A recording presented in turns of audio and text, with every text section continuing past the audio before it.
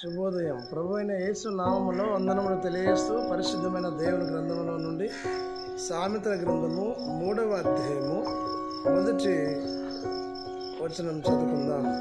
నా కుమారుడా, నా ఉపదేశం మరొకము, నా ఆజ్ఞలను హృదయపూర్వకముగా గైకొనుము. అవి దీర్ఘాయువును సుఖజీవముతో గడుచు సంవత్సరములను శాంతిని నీకు అనుగ్రహించును. దేవుడు వాక్యాన్ని నమ్ముకున్న దీవించిన గాక. పరిశుద్ధమైన దేవుని గ్రంథములో సామెతల గ్రంథం 3వ అధ్యాయము 1వ వచనం ఇందాక మనం చదువుకున్నాం. దేవుడు ఈ లోకములో మానవులందరినీ దీవించడానికి సమర్థుడై ఉన్నటువంటి ప్రభువై ఉన్నాడు. కాబట్టి మానవులు దేవుని యొక్క విధిని, ఆజ్ఞలను, కట్టడలను, విధులను గైకొనవలెను అని వాక్యం సెలవిస్తూ ఉంది.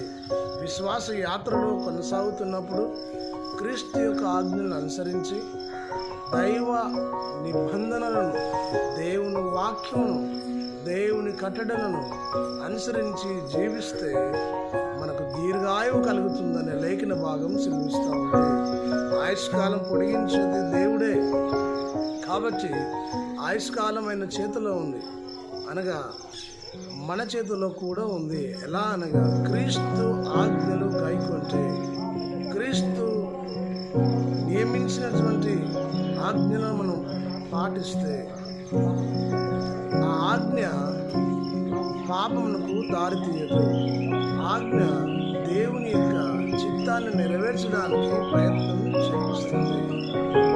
దేవుని వాక్యం నుంచి నా ప్రియ దేవుని కుమారుడు, కుమార్తె, దేవుని సంగమ, ప్రభు వాక్యాన్ని అనుసరించి జీవిస్తూ దేవుడిచ్చినటువంటి ఆజ్ఞలను పాటిస్తూ ఆయుష్కాలం పొడిగించబడి జీవితాంతం దేవుని సన్నిధానంలో, సంఘములో, సమాజంలో, సొసైటీలో మనమందరం సుఖముగా నివసించాలని దేవుడు కోరుకుంటున్నాడు.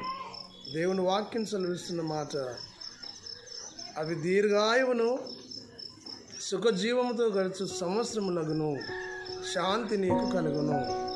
సంపాదించిన సమాధానమును సంతోషమిచ్చే దేవుడై ఉన్నాడు, ఆరోగ్యమునిచ్చే దేవుడై ఉన్నాడు, సమృద్ధినిచ్చే దేవుడై ఉన్నాడు.